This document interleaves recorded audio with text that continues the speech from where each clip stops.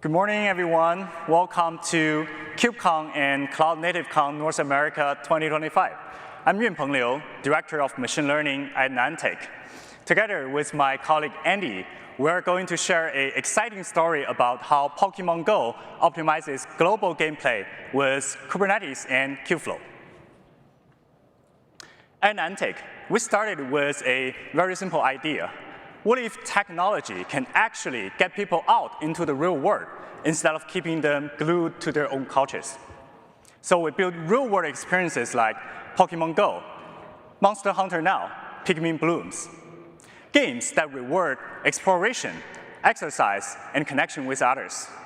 And of course, the most well-known is Pokémon Go. When it launched in 2016, it changed how millions of people interact with their cities, exploring parks, discovering landmarks, and meeting new friends. Let's roll a short video to take us back to when that magic first began.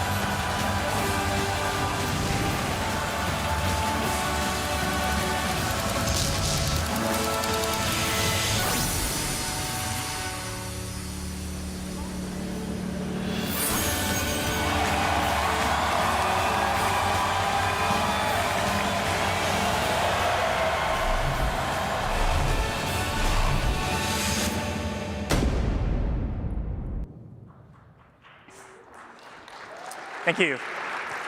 A year after launch, Pokémon Go introduced a new PvE feature, raid battles. It is also at the center of the machine learning story we're going to share today. Now, Andy will describe the challenge we faced and how it led us to rethink scaling machine learning on a global level. Thank you, Yunpeng. Hi, my name is Andy Zhang, a staff machine learning scientist at Niantic Labs. I'm here to talk about a problem that on the surface looks like a game design challenge, but quickly turned into one of the largest geo-temporal scheduling challenges, and that is finding the optimal raid schedule for Pokémon Go. For those of you who haven't experienced it, a raid is our core social cooperative feature. A rare Pokémon can spawn at any one of our gyms, which is a real-world point of interest on the real map. Players gather, team up, in order to defeat that raid boss. When they defeat it, they earn a chance to capture that raid boss to add it to their collection. Raid is one of our most common and most loved feature. But let me show you a common pain point through one of our players, Alex. Today, Alex's favorite Pokémon, Mewtwo, is back in the raids. Alex is super pumped. He glances at his phone, and there it is, a Mewtwo raid right under his feet. But he has to run to a critical meeting. He thinks, I can't play now. I'm late for the meeting already. Now lunchtime hits. He eagerly gathers his friends to tackle that legendary challenge. They rush to the gym. Unfortunately, all they can find is a Tier 1 Magikarp. That is a huge disappointment. They left disappointed because they cannot find the raid that they're looking after. The closest Mewtwo raid is 2 miles away, and there's no way they can make it back in time. This failure boils down to what we call solving for the optimal triplet. To solve this problem for Alex, let's abstract his real-life experience into 3 dimensions. The first dimension is what? What raid is appropriate for our local community? Everyone has different skill levels and appetite. The second dimension is where. Where should we spawn the raid? Should it be on a common launch route or somewhere across the town? Last but not least, we have when. At what time does a player group find it most appropriate to play the game? Solving for the optimal triplet, in Alex's case, will be spawning that legendary Mewtwo raid during his lunch hour at his local office gym. Now, let's scale that single problem to a global scale. We need to solve this for everyone. This quickly becomes a massive global scale geo-temporal problem. We're trying to find the optimal raid triplet across 7+ raid tiers, millions of gyms worldwide, and a raid that is schedulable at any second during the day. When you multiply these dimensions, you're not looking at millions or even billions of possibilities. We are looking at a search space of more than trillions of choices. On top of that, the system must also account for a long list of constraints and considerations. To name a few, we have game logic and game constraints. We also have live events that the system has to honor.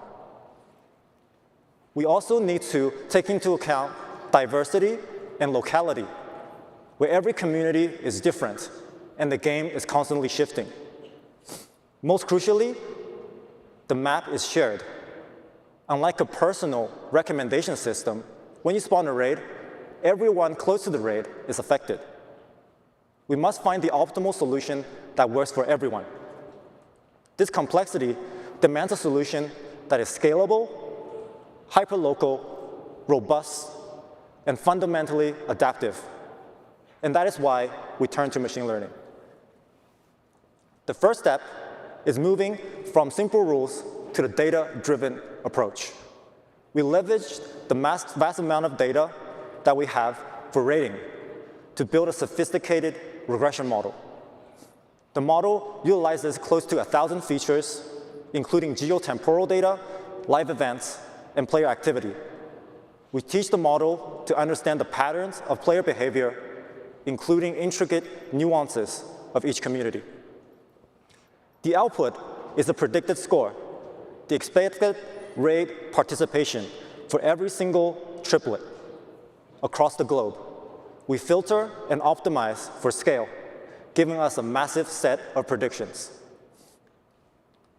Predictions alone are useless if we can't act on them. The final crucial step is the scheduler. Think of this as a recommender system's ranker, but on hard mode.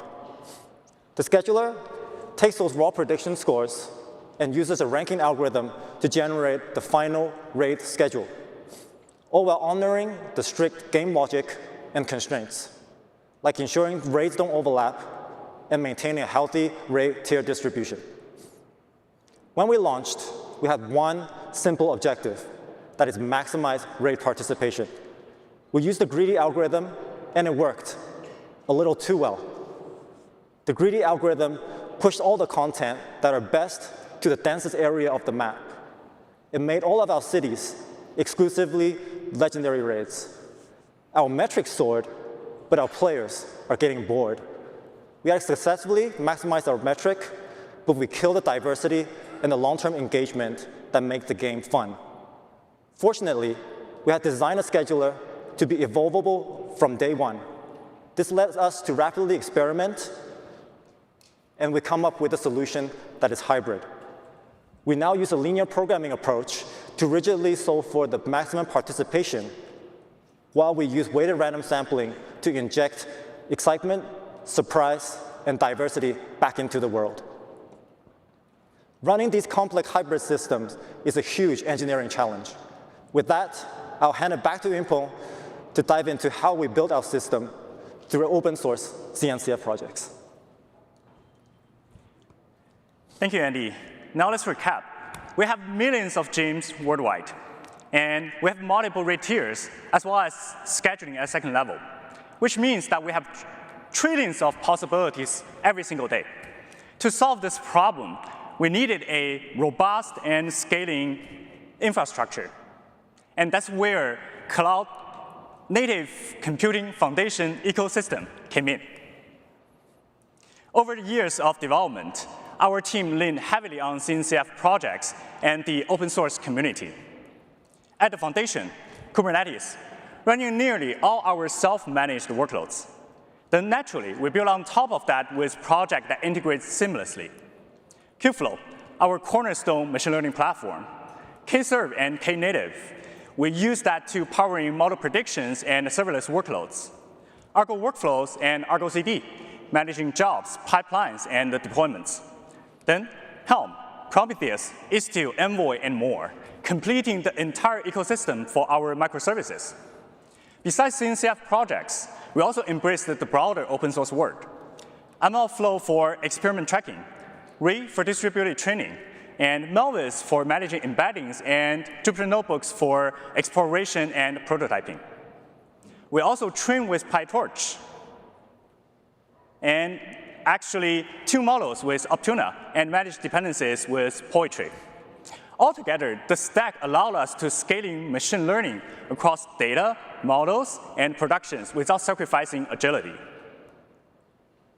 Now, looking back, I'd like to summarize our approach with this borrowed phrase: everything, everywhere, all at once. Everything. Open source is behind every part of our machine learning system. Everywhere, the open technologies is the first-class citizens at every single stage. All at once. Niantic has been cloud native since the very beginning. So as the machine learning team, we also embraced this mindset from day 0. It is a reflection of how deeply open source and cloud native principles have shaped the way we build at Niantic, and also how Pokémon Go continues to evolve at the global scale. Of course, building is only half of the story. Operating at scale is the other. Now, let's welcome and bringing in a few friends from Pokémon Go to tell that part. First up, Candela, leader of Team Valor. She's all about confidence in the strength of her Pokémon. For us, confidence comes from reproducibility. Because Pokémon Go's gameplay is highly seasonal, which means player patterns change constantly. So we ran extensive offline experiments, define our own evaluation metrics, and use AutoML to actually frequently retrain our models. In production, idempotent designs helped us to recover gracefully when things fail inevitably. All of this built the reliability and confidence we need. Next, Blanche, from Team Mystic. Logical, analytical, and always learning. That's also how we approach experimentation. We rely on rigorous geo-experimentation framework, fast and configurable stragglers, so we can actually test and learn and iterate quickly on real player feedback. As Team Mystic would say, observe, adapt, evolve. And finally, Spark, leader of Team Instinct. He trusts intuition, so do we, through visibility. We monitor everything from model performance to real-time and runtime system metrics, especially through a geo-temporal lens. Also, visualization tools help us to understand how our machine learning systems actually behave in the real world. So that's how we turn data actually into the kind of instinct that Spark would be proud of. With the combination of geo-temporal modeling, open source tooling, and robust, solid MLOps practices, we achieved double-digit growth in the rate engagement. And more importantly, sustainable and meaningful improvements in our player experience. When the players are happy, we know we are doing it right. Before we close up, 2 quick reflections. First, at Niantic, player experience always comes before models and metrics. We aim for meaningful engagement and sustainable gameplay, as well as fairness, while safeguarding player privacy, trust, and safety. After all, our game board is literally the global planet.